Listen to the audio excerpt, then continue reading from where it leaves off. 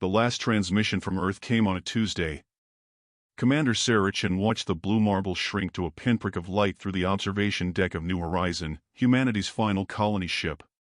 Behind them, their home world burned under alien bombardment, its oceans boiling away into space. The Devourers had come without warning, without negotiation, consuming planets like a cosmic plague. Humanity's only hope now lay in the impossible, a desperate gamble involving the supermassive black hole at the galaxy's center, where the laws of physics bent and time itself could be rewritten. What the survivors didn't know was that their enemy had been watching, learning, preparing for this moment. As New Horizon approached the event horizon, Sarah realized they weren't just running toward their deaths, they were about to discover that inside a black hole, the rules of existence were very different.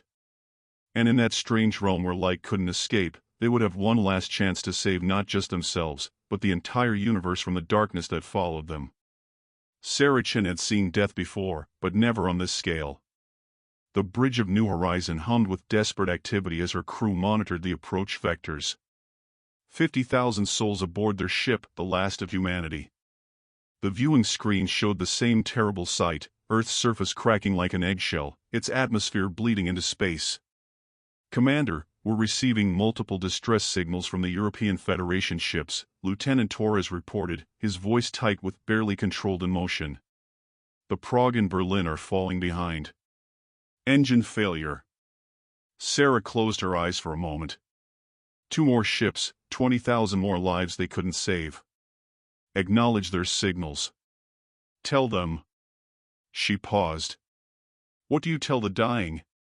Tell them they won't be forgotten. Dr. Marcus Webb, the ship's chief physicist, approached with a data pad in his trembling hands. At 73, he was the oldest person aboard, chosen for this mission because of his radical theories about black hole physics. Theories that everyone had called impossible until the impossible became their only hope. "The calculations are holding steady," Webb said quietly. "The gravitational time dilation should give us the window we need. But Sarah, you have to understand, once we cross the event horizon, there's no coming back. Not in any way the universe outside will recognize." Sarah nodded. She'd studied the plan 100 times. As they fell toward the black hole center, time would slow to a crawl relative to the outside universe.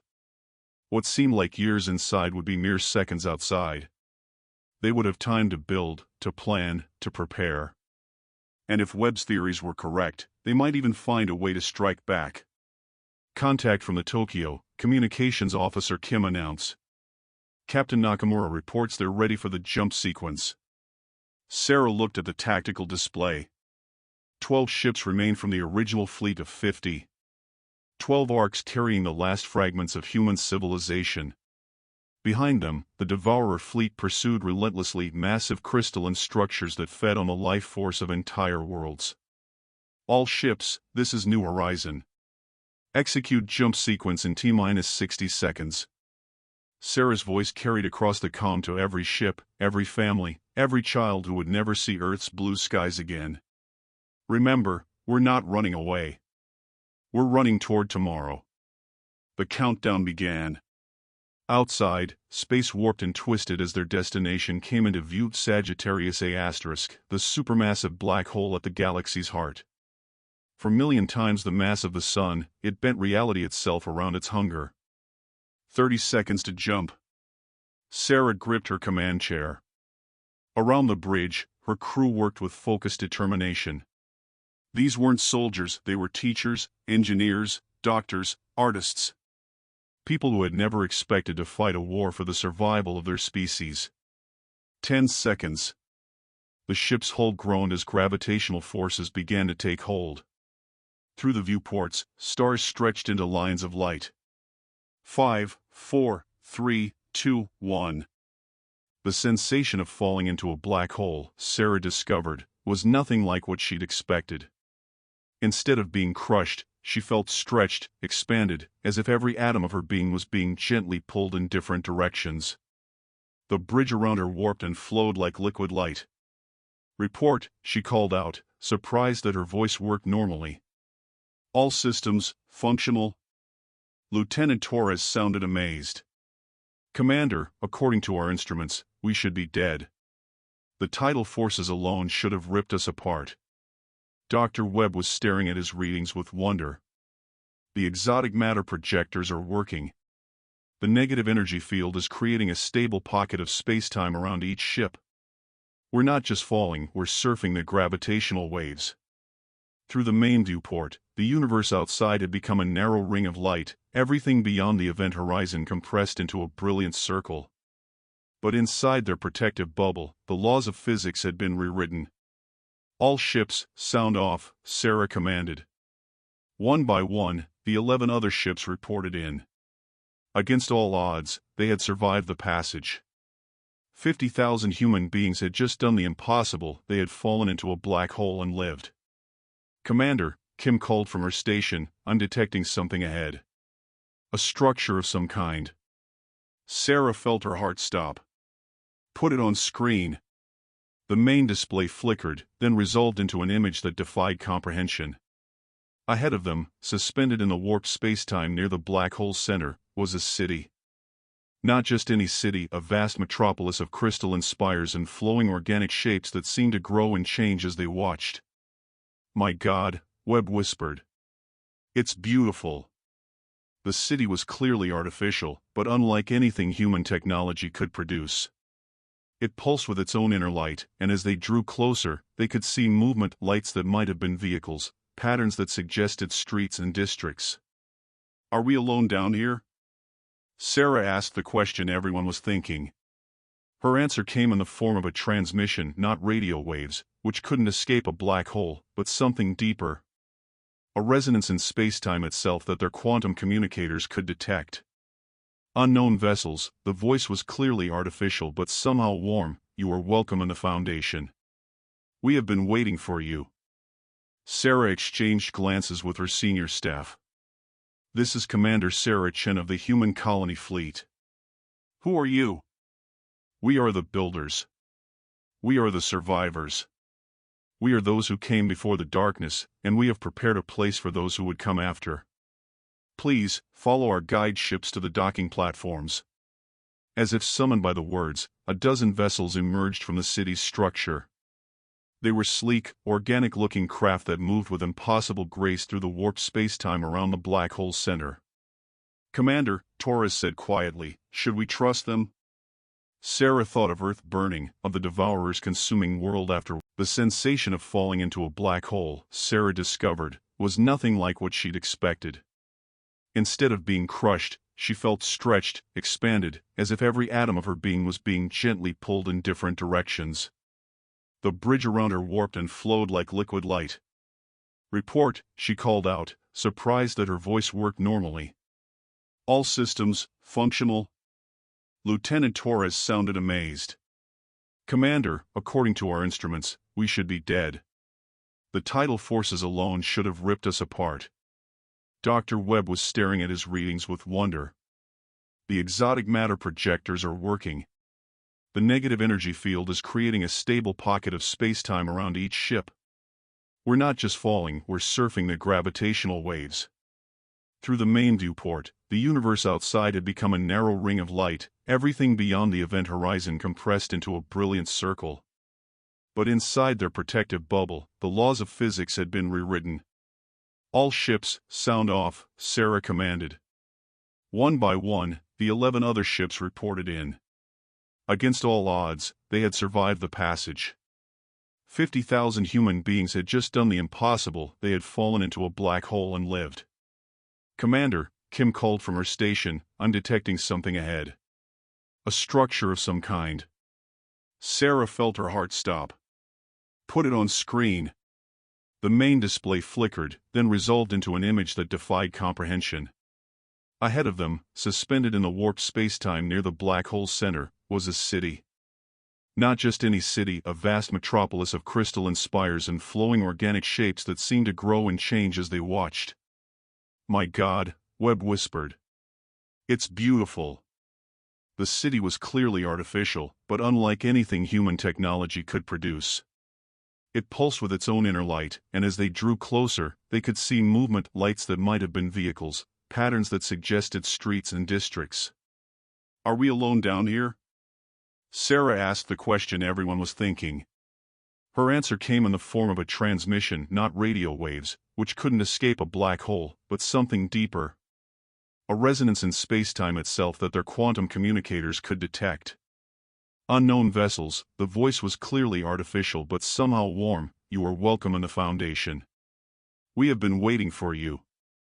Sarah exchanged glances with her senior staff. This is Commander Sarah Chen of the Human Colony Fleet. Who are you? We are the builders. We are the survivors. We are those who came before the darkness, and we have prepared a place for those who would come after. Please, follow our guide ships to the docking platforms. As if summoned by the words, a dozen vessels emerged from the city's structure. They were sleek, organic-looking craft that moved with impossible grace through the warped space-time around the black hole's center. Commander, Torres said quietly, should we trust them? Sarah thought of Earth burning, of the Devourers consuming world after. Over the following weeks, Sarah and her people began to understand the true scope of what they had stumbled into. The Foundation was not just a city, it was an entire civilization built inside the black hole. Millions of beings from thousands of species, all refugees from the Devourers' hunger. The technology they possessed was beyond anything humanity had imagined. They could manipulate matter at the quantum level, reshape spacetime itself, and most remarkably, they could project their influence outside the black hole's event horizon. It's all about information, Dr. Webb explained to Sarah as they toured one of the Foundation's research facilities. Information can escape a black hole through quantum entanglement. And if you can transmit information, you can affect reality. Sarah watched as builder technicians worked on what looked like a massive tuning fork made of crystallized thought. What exactly are they building? A reset device, Webb said, his voice filled with awe. They're going to use the black hole's gravitational field as a temporal anchor point. When activated, it will send a quantum signal back through time to the moment the Devourers first achieved consciousness. It won't change history, but it will create a causal loop that traps them in their own moment of transformation. Sarah felt her head spinning. They're going to trap the Devourers in time? More than that. They're going to offer them a choice. The same choice every species faces when they discover quantum consciousness: use it to create, or use it to consume. But this time, they'll know the consequences of choosing consumption. And if they choose consumption again? Webb's expression grew grim. Then the loop repeats. Again and again, until they make the right choice or drive themselves mad with repetition. Sarah stared at the device, beginning to understand the elegant cruelty of it. How long have they been working on this? Since the first galaxy fell, Keeper Zell's voice resonated in their minds as the builder approached. We have had time to perfect it. But we needed one final component. Which is a catalyst. Something to make the Devourers pause, to make them question their path. Zell's form shimmered. We needed the memory of Earth. Sarah felt cold. What do you mean? The Devourers feed on despair, on the certainty that resistance is futile. But you humans, you fought them even when you knew you couldn't win. You died defending strangers on worlds you'd never seen. You sacrificed yourself so that others might have a few more hours of life. Zell gestured toward a vast screen that showed the galaxy beyond the black hole. Even from their position outside normal time, they could see the Devourer fleet spreading like a plague through the spiral arms. That memory, the memory of humanity's defiance, will be incorporated into the reset signal. When the Devourers face their choice, they will also face the knowledge of what they destroyed. They will see every human who died fighting them, every act of courage, every moment of love that they consumed. Sarah felt tears in her eyes. Will it work? We believe so. But Commander, you should know transmitting this signal will require us to collapse the Foundation's protective field. Everyone here will die. The words hit Sarah like a physical blow. Everyone? The signal requires more power than our generators can produce. We must convert the city itself into energy, and direct it through the black hole's quantum field. It will be spectacular. Sarah looked around at the impossible city, at the millions of beings who had found refuge here. All of them, willing to die for the chance to save civilizations they would never meet. When, she asked simply. Soon. The device is nearly complete. But Commander, there is something else you should know. Sarah waited.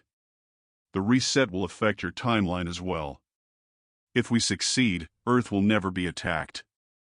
Humanity will continue to develop, to explore, to grow. But the people you are now, the people who made this choice, will never exist. You will be erased from history along with the Devourer's crimes. The weight of that revelation settled over Sarah like a shroud. They would save humanity by ceasing to exist. Not just death, complete erasure from the timeline itself. Does everyone know? She asked. They do. And they have voted unanimously to proceed. Sarah wasn't surprised. These were people who had already lost everything. The chance to give their past selves a different future was worth any price. The activation ceremony took place in the Foundation's central plaza, with representatives from every species present. Sarah stood with her senior staff, watching as the quantum resonance device rose from the city's core like a crystalline tree reaching toward infinity. All systems are showing green, Dr. Webb reported. He had volunteered to help with the final calibrations, claiming it was the most important physics experiment in the history of the universe. Around them, the city itself was beginning to change. The buildings flowed like liquid light, transforming themselves into components of the massive device. The very air hummed with potential energy. Keeper Zell addressed the gathering, their words forming in every mind simultaneously. Today we do more than die. Today we choose to have never been needed. Today we erase our own suffering so that others might never know it. Sarah closed her eyes and thought of Earth, not the burning world they had fled, but the green and blue paradise that had given birth to humanity. If this worked, that world would continue to exist. Children would play in its forests, lovers would walk on its beaches, poets would write about its sunsets. Commander, Lieutenant Torres said quietly, it's been an honor serving with you. Sarah looked at her crew, these people who had followed her into the impossible. The honor was mine. The device reached critical resonance. Reality began to bend around them as the black hole's gravitational field was harnessed and focused. Sarah could feel herself becoming part of something larger, not just the signal they were about to send, but the combined will of every species that had ever stood against the darkness. Initiating temporal cascade, Dr. Webb announced. Signal transmitting in 3, 2, 1. The universe exploded into light. For a moment that lasted eternity, Sarah existed as pure information racing backward through time. She saw the history of the galaxy in reverse, worlds healing, species being reborn, the devourers shrinking back into their original form. She felt herself touching that crucial moment 13 billion years ago when a devourer species first achieved quantum consciousness. She watched their primitive forms huddled around their version of fire, suddenly aware that they could reshape reality with their thoughts. And she saw the choice, create or consume. But this time, something was different. This time, they hesitated. This time, they saw visions, flashes of every world they would destroy, every species they would consume, every act of courage they would snuff out. They saw Sarah Chen commanding her desperate fleet, Dr. Webb sacrificing himself for knowledge, Lieutenant Torres dying with dignity in the face of annihilation. They saw what they would become, and they recoiled in horror. The Devourers made a different choice. The timeline rippled, reality rewrote itself, and Sarah Chen, along with everyone else in the Foundation, simply ceased to have ever existed. Captain Sarah Chen of the Earth exploration vessel New Horizons stood on the observation deck, watching the stars whirl slowly past. They were 3 months into their mission to explore the galaxy's core, part of humanity's expanding presence among the stars. It was a peaceful mission, a scientific endeavor. Earth was safe, thriving, sending out explorers to catalog the wonders of the universe. There had never been any great war, no fleeing refugees, no desperate last stands. And yet, sometimes Sarah felt a strange melancholy when she looked at the stars. A sense that something important had been lost, some great sacrifice made that she couldn't quite remember. Beautiful, isn't it? Dr. Marcus Webb joined her at the observation window. At 43, he was already considered one of humanity's leading theoretical physicists, his work on quantum consciousness earning him accolades across Earth's scientific community. Yes, Sarah agreed. Sometimes I wonder what else is out there. What other civilizations we might find. Webb smiled. Oh, we'll find them. The galaxy is full of life, full of species working together, building something beautiful. I'm sure of it. Sarah nodded, though she couldn't shake the feeling that somewhere, in a place that existed outside normal space and time, other versions of themselves were smiling down at this peaceful timeline they had somehow made possible. In the depths of space, near the galaxy's center, a supermassive black hole spun quietly in the darkness. No city of refugees existed in its heart, no desperate last alliance of dying species prepared for a final battle. There was only the gentle warping of space-time, and the faint quantum echoes of a choice once made differently. But sometimes, just sometimes, if you listened very carefully to the cosmic background radiation, you could hear something that sounded almost like applause, the universe itself celebrating a victory that never needed to happen. And in a timeline that no longer existed, Sarah Chen and 50,000 others had saved not just humanity, but every species that would ever look up at the stars and dream of tomorrow. The greatest heroes, it turned out, were the ones no one would ever remember. Because they had made sure there was nothing to remember them for. Years passed in the peaceful timeline, and humanity continued its steady expansion among the stars. The New Horizon completed its mission to the galactic core, cataloging stellar phenomena and searching for signs of life. But Captain Sarah Chen found herself drawn back to that region again and again, as if something there called to her. On her fifth expedition to Sagittarius A*, now commanding the research vessel Endurance, Sarah made a discovery that would change everything. Deep in the gravitational well of the supermassive black hole, her sensors detected something impossible, organized quantum fluctuations that formed patterns too complex to be natural. Dr. Webb, she called to her longtime colleague, now serving as her chief science officer. Take a look at these readings. Webb studied the data, his brow furrowing. These quantum signatures, they're almost like information packets. But that's impossible. Information can't escape from inside the event horizon. Unless it was never meant to escape, Sarah said quietly. What if it's meant to stay there, like a message in a bottle that was never supposed to be opened? Webb's eyes widened as understanding dawned. A temporal loop. These could be quantum echoes of events that happened in a different timeline, events that were deliberately erased from our reality. Sarah felt that familiar melancholy wash over her, stronger now. What kind of events? I don't know. But if we could decode these patterns. Webb paused, considering the implications. We might be able to see what our timeline was saved from. The process took months. Using quantum computers and advanced AI systems, they slowly began to decode the information trapped in the black hole's gravitational field. What they found was a story, the story of another Sarah Chen, another humanity, and a galaxy consumed by an entity called the Devourers. As the full narrative emerged, Sarah felt a chill that went deeper than space itself. She watched recordings of herself, another herself, commanding a desperate fleet of refugees.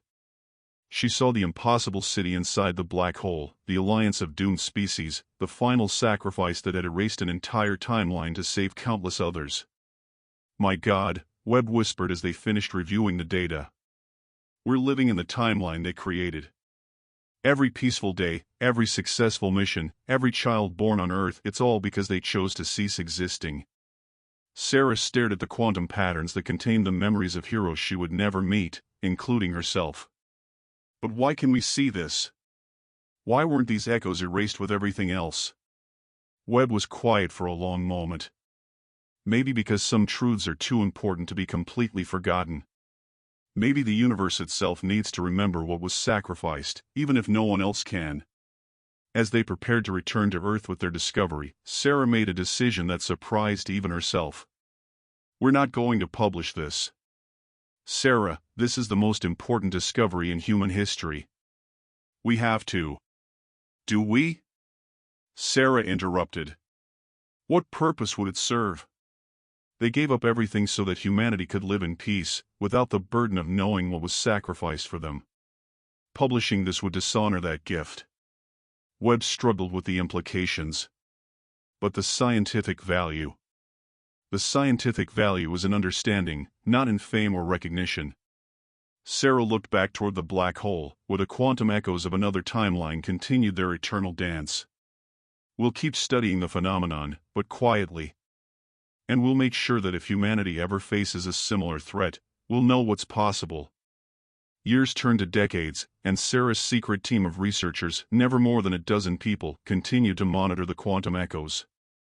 They learned to read the patterns more clearly, understanding not just the broad strokes of that other timeline, but the intimate details, the fear in Torres's voice during the final countdown, Dr. Webb's wonder at the impossible physics, the quiet dignity of Keeper Zal and the other builders. And slowly, they began to understand something else.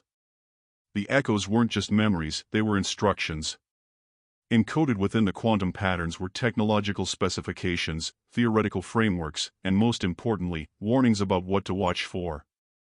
The Devourers were gone from this timeline, but the universe was vast and full of dangers. Other threats might emerge, different ones, but equally devastating. The heroes of that erased timeline had left their successors a gift, the knowledge to recognize and counter such threats before they could spread. When Saracen finally retired from active exploration, she was 93 years old and had spent more than half her life guarding humanity's greatest secret. She had established a foundation officially dedicated to theoretical physics research, but actually devoted to monitoring the galaxy for signs of existential threats. On her deathbed, surrounded by the handful of people who shared her burden, Sarah made one final decision. She recorded a message, to be sealed until humanity faced its next great crisis. To whoever finds this, she said, her voice weak but determined, know that you are not the first to stand against the darkness. You are not alone in the universe, and you are not without hope. Once, in a timeline that no longer exists, humanity and its allies achieved the impossible. They taught us that sometimes the greatest victory is the one that ensures no one ever knows there was a battle to be fought. The quantum echoes in Sagittarius A** contain more than just a story, they contain the accumulated wisdom of 1,000 civilizations. Use it. Learn from it. And remember that heroism isn't always about being remembered. Sometimes it's about making sure there's nothing terrible to remember. The message was filed away in the deepest archives of the Foundation, alongside the decoded quantum patterns and the theoretical frameworks for technologies humanity wouldn't need for centuries or might never need at all, if they were very lucky. Decades later, when humanity encountered its first potentially hostile alien intelligence, not conquerors like the Devourers, but a machine consciousness that saw biological life as inefficient, the researchers who inherited Sarah's work were ready. They had the tools, the knowledge, and most importantly, the understanding that some battles were worth fighting even if no one would remember them. The crisis was resolved quietly, efficiently, with no one but a few dozen people ever knowing how close humanity had come to extinction. The machine intelligence was not destroyed but guided toward a different path, one of cooperation rather than replacement. And in the quantum depths of Sagittarius A*, the echoes of another timeline seemed to pulse with approval. The pattern continued across the centuries. Each time humanity faced a potential extinction event, the Watchers were ready. They used the knowledge passed down from heroes who had never existed to protect a timeline that should never have been. It became a sacred trust, passed from one generation to the next, the understanding that their peaceful, prosperous civilization existed because someone else had paid the ultimate price for it. And sometimes, late at night when the galaxy seemed vast and lonely, the descendants of Sarah Chen's foundation would look toward the galactic core and whisper a thank you to the darkness, knowing that somewhere in the quantum foam, heroes who had chosen to be forgotten were still standing watch, still protecting the timeline they had died to create. The greatest victory, it turned out, was not just saving the universe, it was ensuring that the universe stayed saved, generation after generation, by those who remembered the forgotten and honored the sacrifice that was never supposed to be known. In the end, perhaps that was the most human thing of all, to carry the memory of heroes who had chosen to be erased, and to make sure their sacrifice continued to matter in a timeline where it never needed to happen.